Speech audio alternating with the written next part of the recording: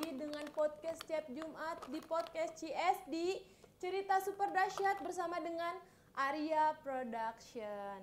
Nah, minggu kemarin kita udah kedatangan nih sesuatu bintang tamu yang spektakuler banget, yaitu tentang Mojang Milenial Jabar, runner up yang pertama dan ketiga. Nah, sekarang kita kedatangan bintang tamu yang tentunya sangat inspiratif nih, dan tentunya ada informasi yang sangat rahasia atau apa ya nih, pokoknya rahasia banget nih buat temen-temen. Pokoknya bakalan ada informasi yang inspiratif dan tentunya menambah ilmu dan untuk masyarakat Jawa Barat tentunya. Mendingan kita panggil sekarang aja ya.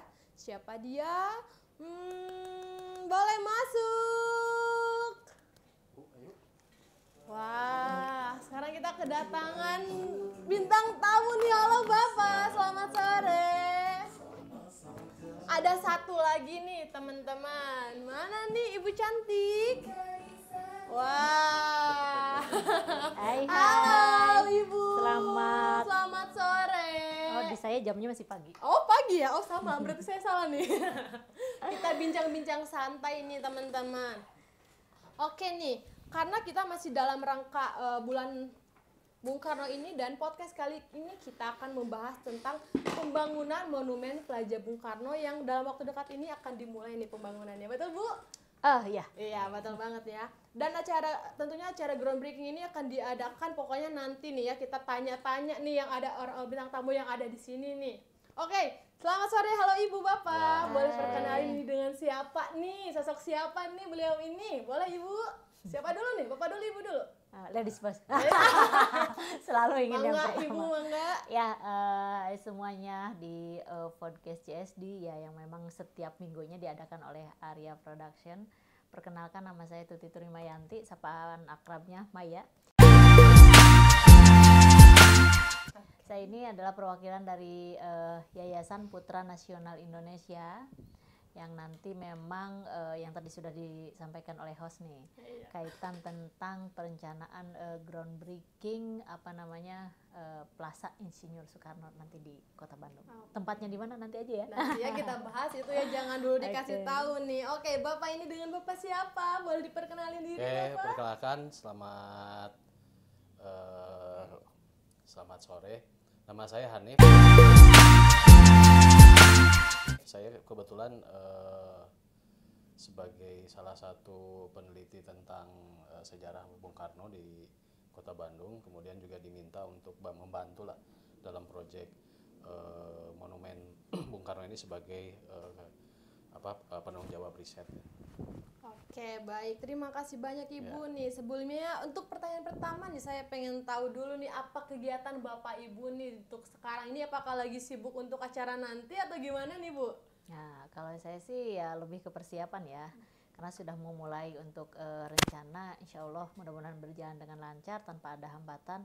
Tanggal 30 bulan Juni ini kita sudah mulai di launchingnya Plaza Insinyur Soekarno gitu. Oke, jadi sekarang persiapan ya untuk acara nanti. Oke, kalau Bapak nih untuk kegiatan sehari-harinya sekarang apakah sibuk juga untuk nanti? Ya, sibuk aja biasa, apalagi kan kita memasuki bulan Juni ya. Bulan Juni ini kan bisa disebut sebagai bulannya Bung Karno ya. Bulan Bung Karno ini karena pertama lahir Bung Karno tanggal 6 Juni, kemudian wafatnya tanggal 21 Juni. Tapi juga ada hal yang cukup menarik ya, tanggal 1 Juni itu tentang lahirnya Pancasila sebagai salah satu karya monumental lah dari Bung Karno. Oke nih, baik Pak Hanif nih, saya pengen nanya nih, apa sih tujuan dan maksud utama didirikannya Monumen Plaza ini, kira-kira seperti apa ya? Tidak lebih sebetulnya kalau kita berbicara soal monumen ya, kan sebetulnya ini adalah salah satu gerakan dari kita yang masih hidup gitu ya, gerakan melawan lupa kan sebetulnya. Jadi kalau kita lihat banyaknya museum, banyaknya buku sejarah, banyaknya monumen-monumen didirikan, kan sebetulnya tujuan utamanya yaitu adalah melawan lupa. Melawan lupa biar ingat. Nah, ini juga seperti halnya yang Bung Karno sampaikan di pidato pamungkasnya tanggal 17 Agustus 1966 dulu, adalah tentang jas merah gitu. Jangan sekali-sekali lupakan sejarah gitu kan. Nah, jas merah ini kan sebetulnya menjadi tolakan kita bagaimana satu bangsa yang bergerak hampir kita akan masuk ke 100 tahun gitu Indonesia berdiri dan merdeka dan sebagainya. Ini kan kita seperti mengingatkan kembali jas merah, jangan sekali-kali lupakan sejarah. Nah, kita beranggapan bahwa salah satu yang bisa kita lakukan untuk melawan lupa dan mengingat kembali jas merah ya Bung Karno itu yaitu dengan dibuatlah satu kompleks museum sebagai arena refleksi, sebagai arena untuk mengingat kembali terhadap bahwa ini jas merah gitu, jangan melupakan sejarah. Nah itu. Nah sejarahnya sejarah apa? Nah kan itu berbicara kan gitu. Sejarahnya bukan sejarah soal suku Sunda dan sebagainya kan gitu, bukan. Tapi atau sejarah kota, memang berhubungan dengan perkembangan kota juga, tapi juga ada di mana satu kota itu pasti menghasilkan sejarahnya, menghasilkan tokoh-tokohnya, kemudian semangat zamannya kan gitu.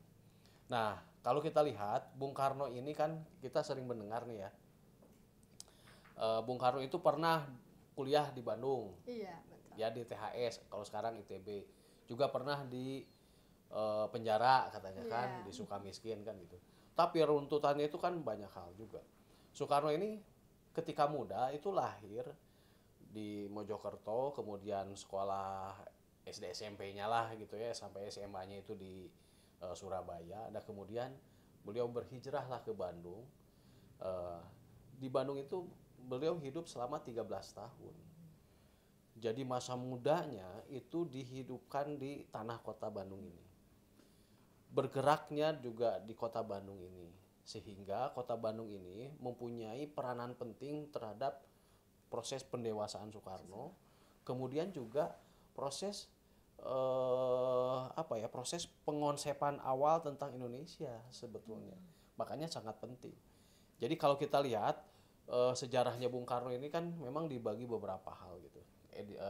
Misalkan ketika dia di periode di Surabaya gitu ya, ketika dia kos di Cokro Aminoto, kemudian ketika periode di Bandung, sekolah di TB, kemudian menjadi arsitek di sini gitu ya, di kota Bandung, kemudian menikah juga dengan Ibu Inggit Garnasi, kemudian juga berpolitik, berpartai, kemudian menjadi pemimpin nasional. Ini kan awalnya juga berangkat dari Bandung kan seperti itu. Makanya sebagai salah satu penghargaan terhadap apa yang dilakukan oleh Bung Karno terhadap kota Bandung, terhadap bangsa, sebetulnya warga kota ini juga harus sepakat bahwa sudah selayaknya Bung Karno ini ada satu area khusus untuk mengenang jasa-jasa Bung Karno, kemudian juga mempelajari dan kemudian menggali terus pemikiran-pemikiran Bung Karno tentang satu hal, bahwa Bung Karno itu dari seluruh seluruh perjalanannya itu dia hanya membawa dua kata saja, Bu, persatuan Indonesia. Nah ini kita berbicara, makanya nanti itu penting nih kita berbicara soal Bung Karno di tempat ini. Penting gitu banget berarti ya, tentunya juga dapat ilmu juga nih kita nih ya. Oh ya harus. Iya, tentang perjuangan Soekarno ini tentunya sangat penting bagi Jawa Barat juga, tentunya kota Bandung juga nih ya. Oke nih, baik Bapak, terima kasih. Oke, selanjutnya nih Ibu Maya. Saya pengen tanya nih, kira-kira apa sih yang melatar belakangi gagasan untuk mendirikannya monumen Bung Karno ini, Bu? Ya, sebetulnya ini kan kita melihat bahwa yang tadi disampaikan oleh Pak Hanif, beberapa tempat yang memang sudah menjadi yang sudah diinikan oleh Bung Karno ya, ITB ya kan, kampusnya yang dulu sebelum ITB kan, ya Gedung Indonesia Menggugat dan lain sebagainya. Itu banyak sekali sejarah perjuangan ya. Tempat Bandung ini adalah seperti Gedung Asia Afrika dan lain sebagainya. Nah, artinya bentuk penghargaan yang menggagasi kita tuh bangga gitu. Maka kami dari Yayasan Putra Nasional Indonesia bersama-sama dengan masyarakat yang memang sangat cinta terhadap sosok Bung Karno, tidak hanya sebagai sosok pribadinya saja, tapi yang kita warisi ini adalah konsep tentang ide perjuangannya, sehingga memang dia yang sudah memerdekakan bangsa kita. Nah ini patut diapresiasi. Artinya kan kami tidak sendiri, tapi kami bersama dengan masyarakat yang memang ada, khususnya juga masyarakat Jawa Barat ya, yang selama ini, oh iya nih, kebanyakan kan tempat-tempat yang dulu kata Sunda mah tatapakan Bung Karno ya, di kita ini, dari mulai dia di penjara di Banci dan sebagainya. Artinya sudah sepatutnya lah ada sebuah plaza atau monumen yang didirikan gitu. Jadi Ya, nah itu harus didirikan, karena ini juga harus kita transfer informasi terhadap generasi yang sekarang ini, anak-anak yang masih TK, anak-anak yang siapa tahu yang belum lahir juga. Jadi bahwa ketika nanti berdiri itu, oh inilah perjuangan Bung Karno pada saat di Bandung gitu. Karena kan pada saat itu sebelum merdeka ya Kang ya, sebelum merdeka. Artinya kan Bung Karno ini istilahnya mengumpulkan semua tenaga, konsep dan lain sebagainya. Konsepnya ada di Bandung gitu sebenarnya. Ini kota Bandung ini menjadi kota yang sangat bersejarah sebenarnya untuk perjuangan Bung Karno itu sih gagasannya. Dorongan dari masyarakat, sehingga yayasan ini menghimpun bahwa oh iya, kita para pecinta Bung Karno itu, kita layak lah sebetulnya didirikan juga ya. Nah nih Bu, kenapa sih bentuknya itu harus patung nih Bu? Kenapa nggak seperti suatu hal misalkan buku atau misalkan yang dipasang di museum? Kenapa harus patung? Ya saya pikir kalau buku sudah banyak ya, buku itu kan sudah banyak sekali ya, orang seperti di bawah bendera revolusi DBR itu ya Kang ya, DBR juga itu kan tentang pemikiran-pemikiran Bung Karno dan lain sebagainya. Saya pikir kalau ini, apalagi di zaman sekarang nih, di zaman milenial ya, zaman sekarang ini udah orang pasti, kita inginnya bahwa tempat sejarah ini menjadi sebuah objek juga kan, objek wisata yang dikunjungi nanti juga. Jadi objek wisatanya bukan berarti objek wisata untuk ini, tapi edukasi. Nah kayak misalnya museum nih kan, museum misalnya geologi gitu kan, yang tempatnya itu adalah kerangka zaman purba ya. Kita layaknya kalau Bung Karno ini dibuatkan plaza museumnya ini dalam bentuk patung gitu. Ya, saya pikir. kalau boleh saya menambahkan begini ya. Boleh. Dalam semua sejarah manusia gitu ya, satu penghormatan itu biasanya dibuktikan oleh satu bentuk fasad dari orang yang berjasa tersebut, gitu ya. Memang agak berbeda. Ini kan kalau di Islam agak lain, gitu ya. Tetapi kalau misalkan di kalangan manusia-manusia yang sudah rasionalis kan gitu ya, cara berpikirnya adalah ini adalah salah satu bentuk penghormatan. Biasanya ada patung setengah dada, setengah badan dan sebagainya, torso dan sebagainya. Nah sebetulnya itu jadi penghormatan kepada Bung Karno itu kalau buku-buku sudah pastilah. Tapi yang jelas begini, patung ini sangat penting karena pertama menghadirkan sosok Bung Karno-nya secara langsung, fasadnya berdasarkan ukuran-ukuran badan beliau gitu ya. Nah misalkan kita lihat di Jakarta sudah banyak sekali ada patung Sudirman. Kemudian juga patung Soekarno juga ya di Gedung Proklamasi banyak lah gitu ya. 7 jenderal yang ada di sana gitu secara fasadnya. Nah di Kota Bandung memang harus muncul karena kita tidak bisa lagi misalkan berbicara soal patung tangan aja satu gini gitu ya. Ini patung kepalaan Soekarno susah. Disangkanya ini nanti patung ekstra jos gitu ya, gitu. Susah kan gitu. Jadi itu agak susah. Makanya harus dibuat fasadnya karena apa? Orang itu melihat langsung sosok Bung Karno. Melihat sosok langsung Bung Karno, melihat langsung secara badannya itu Bung Karno seperti apa, sikap badannya, torsonya seperti apa, kemudian dia sikapnya sedang apa. Nah kalau kita lihat dari rancangan dari pematungnya Pak Dunadi ya, yang memang spesialis khusus membuat patung-patung Bung Karno. Patung ini pertama patung agak paling besar di Indonesia mungkin ya, paling tinggi. Tingginya sekitar 22 meter gitu. Jadi ini paling tinggi. Kemudian yang menariknya itu tangan kanannya menunjuk ke atas gitu ya, sebagai sebagai bukti ini adalah menggugat gitu ya, anak muda yang menggugat. Kedua, tangan kirinya dia membawa buku. Membawa buku itu apa? Ini adalah bahwa Soekarno ketika muda ini adalah pencinta buku, dia adalah pahlawan literasi gitu. Itu yang kita lupa. Jadi kita ingin lihatkan sosok-sosok Bung Karno, terutama Bung Karno di usia muda ya. Dari tarikh usia ketika dia 21 tahun sampai usia 33 tahun.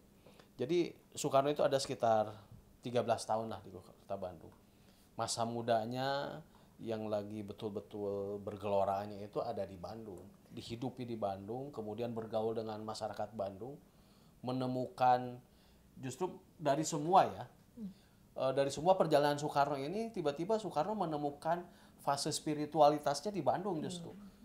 Spiritualitas berjuangnya gitu ya. Karena bertemu dengan sosok seorang petani yang kemudian disebut sebagai Marhaen gitu. Nah, itu dia Marhaen itulah. Jadi dia melihat spiritualitasnya bahwa saya itu ya,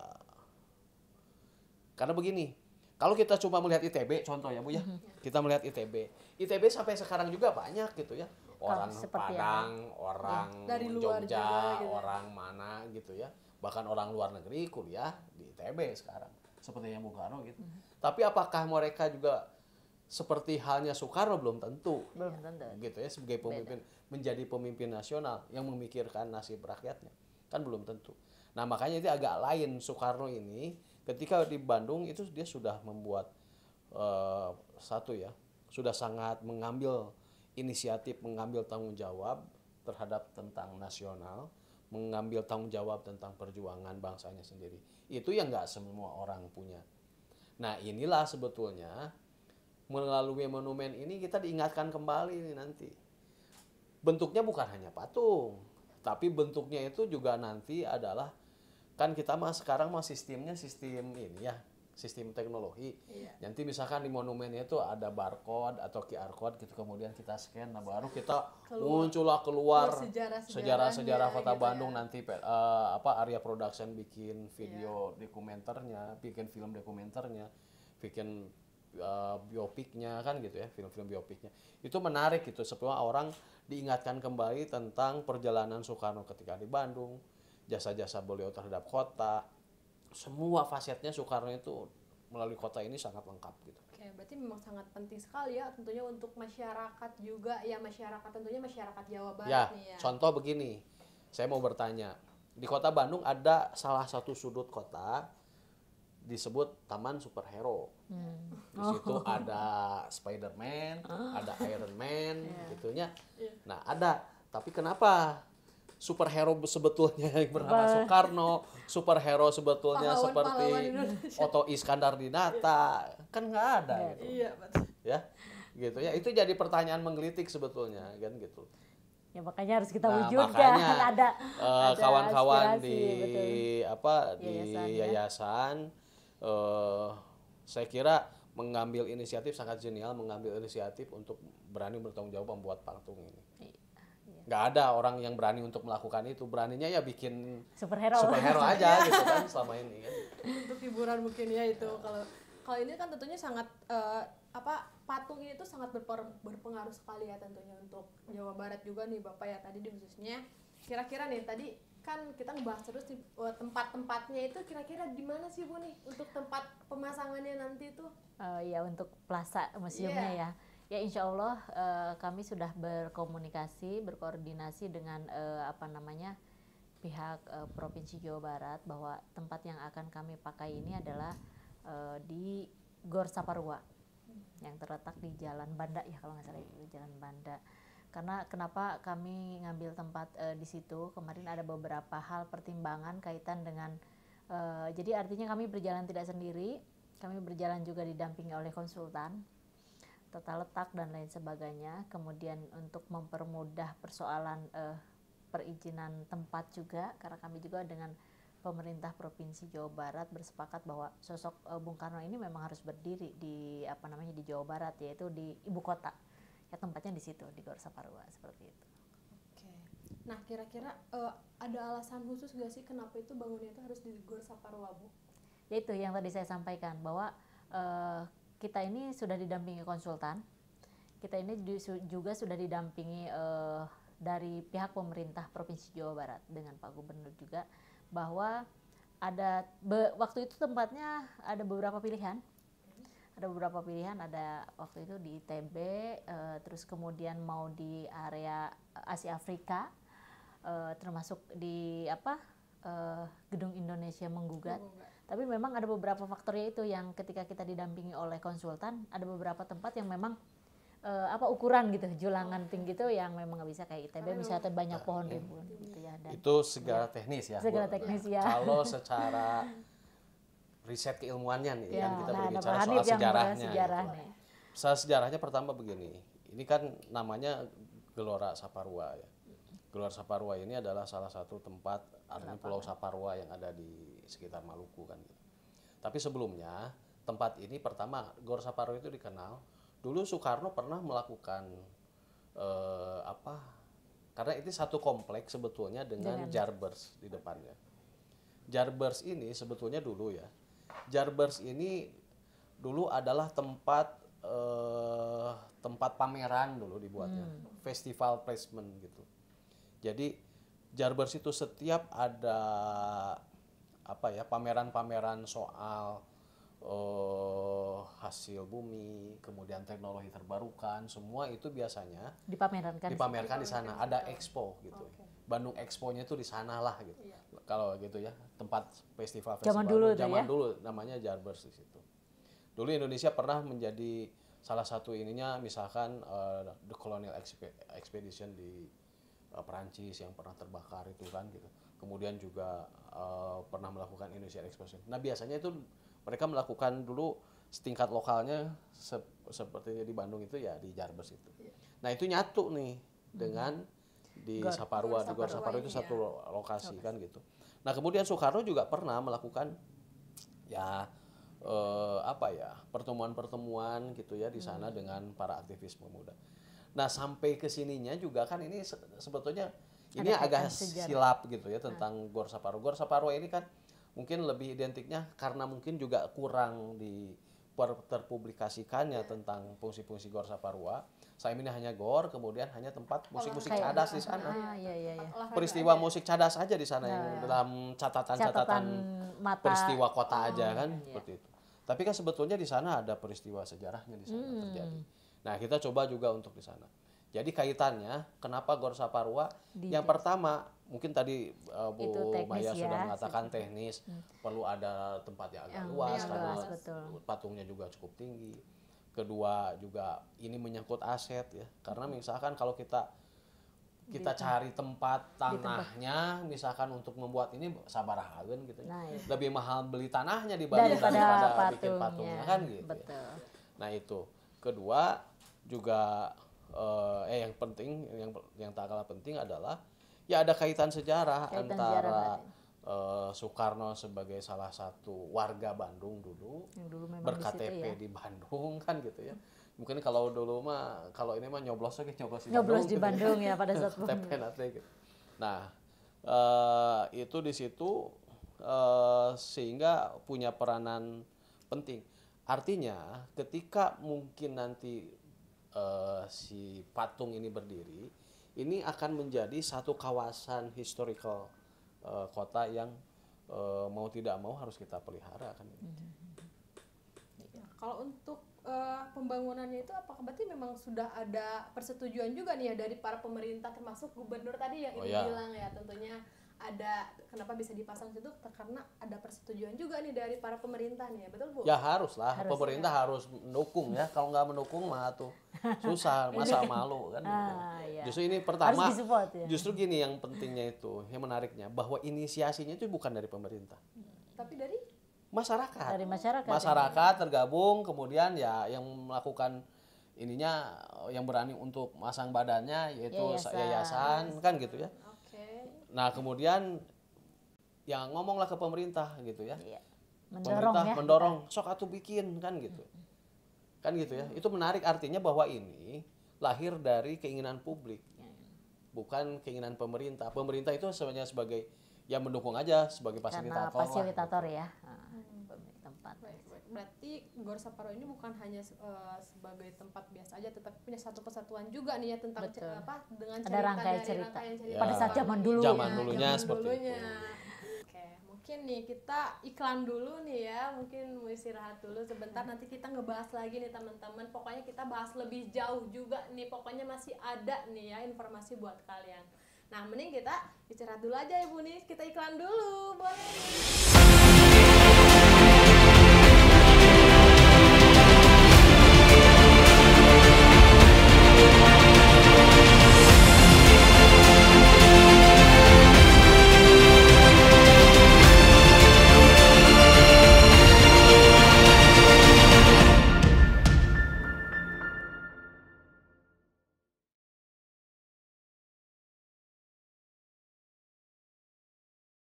Oke, kita kembali lagi nih berbincang-bincang santai dengan Pak Hanif dan Ibu Maya nih.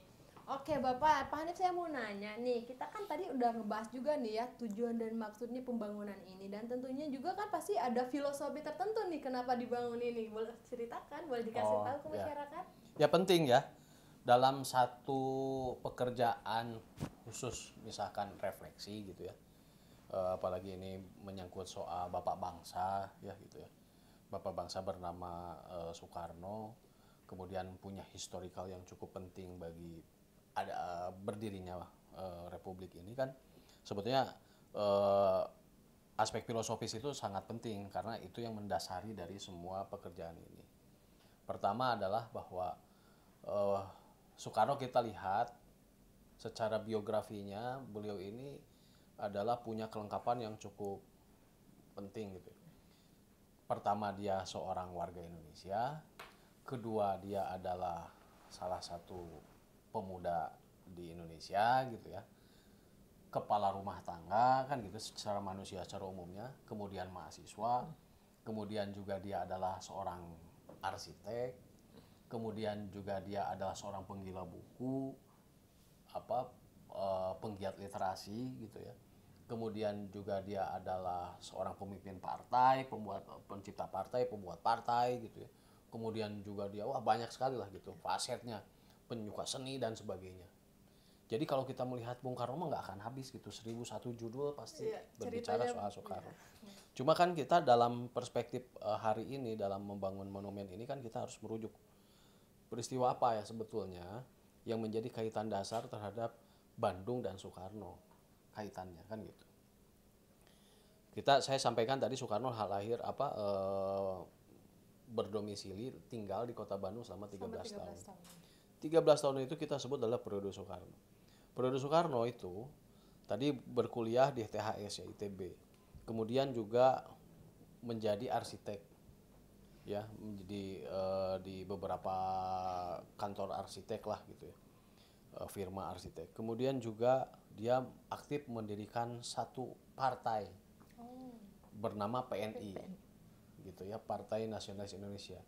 Kemudian juga dia melahirkan juga klub studi ya, Aglimente Studi Club. Jadi forum diskusi gitu ya. Kemudian juga dia membuat majalah. Nah, ini juga kita tidak tahu bahwa Soekarno itu juga ada seorang jurnalis. Gitu ya, jurnalis. Dia membuat 3 majalah cukup penting, koran. Pertama adalah Suluh Indonesia Muda, kemudian Persatuan Indonesia, sampai Pikiran Rakyat. Dia juga buat seri-seri esais, dia membuat esai-esai yang cukup penting gitu ya tentang konsep. Nah, makanya kita rujuk dari semua teks-teks yang ada di Soekarno ini selama dia periode di Bandung, ada 3 sebetulnya yang cukup penting. Satu adalah Indonesia Muda. Indonesia Muda ini adalah bagian dari dia membuat satu proyek bernama Persatuan Indonesia melalui koran yang dia buat di Suluh Indonesia Muda. Esai itu kemudian menyampaikan soal di Suluh Indonesia Muda, dia menyampaikan soal bagaimana persatuan ini dibangun. Contoh misalkan di salah satu edisinya itu tahun 1927 sekitar bulan Desember, dia menyampaikan soal esai tentang nasionalisme, Islamisme dan Marxisme. Ini di buku DBR ya, di bawah bendera revolusi yang tebal itu. Di bab pertamanya langsung ditulis soal itu karena itu adalah proyek dia secara yang dia insapi selama sepanjang hidupnya. Itu jadi ada namanya Indonesia Muda, Suluh Indonesia Muda. Nah menariknya seluruh Indonesia Muda ini Bu, kalau kita berbicara masalah Indonesia Muda ya, Indonesia Muda. Jadi ini saya akan mengambil konteksnya satu pertama konteks Indonesia Muda. Indonesia Muda ini ada dia bikin majalah bernama Seluruh Indonesia Muda. Kemudian dulu dia bikin juga satu fusi pergerakan. Kalau 28 itu kan ada Jong Java, Jong Sumatera dan sebagainya, Sumpah Pemuda. Kemudian Soekarno membuat satu hal yang paling menarik, Jong Java itu membubarkan diri dan masuk ke fusi pergerakan, ketika itu namanya Indonesia Muda. Dan itu dilakukan di Bandung, bayangkan. Gitu ya. Jadi Jong Java itu membubarkan diri, masuk menjadi mengganti namanya Indonesia Muda. Ini tiada lain adalah karena pemikiran Soekarno. Indonesia Muda.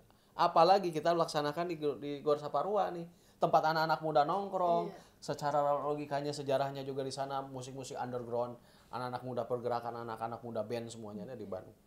Nah, kita angkat itu jadi Indonesia Muda. Kemudian 1929 sampai 1930 Soekarno mengalami apa yang disebut dengan Indonesia Menggugat. Satu proses persidangan yang cukup penting. Proses persidangan Landrat ini terjadi di tahun 1930 selama 8 bulan. Ini menghasilkan satu pledoi yang cukup mengguncangkan yang namanya Indonesia Menggugat. Jadi Indonesia Muda, Indonesia Menggugat. Kemudian satu lagi yang saya sebut sebagai Indonesia Merdeka. Indonesia Merdeka ini kita ambil dari satu teks mencapai Indonesia Merdeka yang dia tulis di dalam risalah di Koran Persatuan Indonesia tentang bagaimana cara-cara Indonesia harus merdeka. Jadi konsepsinya bayangkan ini dilakukan tahun 30-an. Artinya 15 tahun sebelum Indonesia merdeka di tahun 45, Soekarno sudah punya konsepnya tentang Indonesia merdeka ini. Gitu loh. Jadi kita mengambil 3 teks, kita sebut IM3 aja nih gitu ya. Indonesia Muda, Indonesia Menggugat, Indonesia Merdeka. Ini menjadi dasar filosofis tentang Soekarno. Nah, ini semua kita rangkum di dalam 3 teks ini, kita rangkum dalam satu kata bernama gagasan Indonesia. Jadi kalau kita berbicara filosofisnya apa? Filosofisnya adalah Soekarno ini tentang lahir di Bandung, melalui Soekarno berbicara soal gagasan Indonesia. Melalui 3 instrumen. 1 Indonesia Muda, 2 Indonesia Menggugat, 3 Indonesia Merdeka. Indonesia Muda adalah orangnya harus muda. Orang tua nggak apa-apa tapi pikirannya harus tetap muda. Kedua adalah Indonesia Menggugat, itu caranya menggugat, caranya itu adalah falsifikasi, bahwa kalau ini benar katakan benar, kalau ini salah katakan salah. Gitu ya. Indonesia Merdeka itu adalah tujuannya gitu. Jadi anak muda yang berpikiran kritis, kemudian untuk mencapai apa? Untuk mencapai kemerdekaan Indonesia. Oke, berarti memang sangat penting sekali ya, tentunya terdapat filosofis yang sangat penting juga ya kenapa bisa menghadirkan tersebut gitu. Oke nih, tadi Ibu Maya ya, Ibu kan bilang bakal dihadiri oleh keluarga. Nah, kira-kira bakal dihadiri oleh siapa aja Bu? Apakah terbuka untuk publik juga gitu atau hanya orang-orang tertentu yang dipilih oleh yayasan atau bagaimana nih Bu? Ya, sebetulnya kami sih mengundang keluarga keseluruhan ya, putra-putrinya Pak Soekarno. Dan kalau untuk undangan yang lainnya, sebetulnya kami membuka juga kepada halayak umum, tentu untuk turut menghadiri di acara groundbreaking itu. Harapannya bahwa mudah-mudahan ini harus bukan mudah-mudahan ya, biar tersosialisasikan kepada masyarakat umum. Umumnya ada di khususnya Kota Bandung dan umumnya kepada masyarakat Jawa Barat dan seluruh Indonesia, bahwa ada momen yang bersejarah yang memang tadi yang sudah Pak Hanif sampaikan, bahwa ini kenapa layak harus di Bandung karena sejarahnya sangat lekat dengan dengan sosok Bung Karno, karena Bandung ini punya ikatan erat batin yang sangat luar biasa ya tentang kemerdekaan dan sebagainya, semua terlahir memang dari Bandung seperti itu. Oke, baik nih teman-teman, kita mulai untuk pertanyaan terakhir nih ya untuk Bapak Hanif nih. Kira-kira Pak, apa sih harapan terbesar Bapak dengan didirikannya monumen tersebut dan khususnya bagi masyarakat juga nih? Nah, satu hal ya, mau dibangun semegah apapun monumen Bung Karno sebetulnya tidak akan sebanding dengan jasa yang beliau lakukan untuk bangsa ini, gitu ya. Kita beri banyak buku kita buat, gitu ya. Banyaknya monumen, tingginya monumen yang kita buat, gitu ya. Sebetulnya apa yang kita lakukan ini sebetulnya nggak sebanding juga yang sudah beliau lakukan untuk bangsa ini.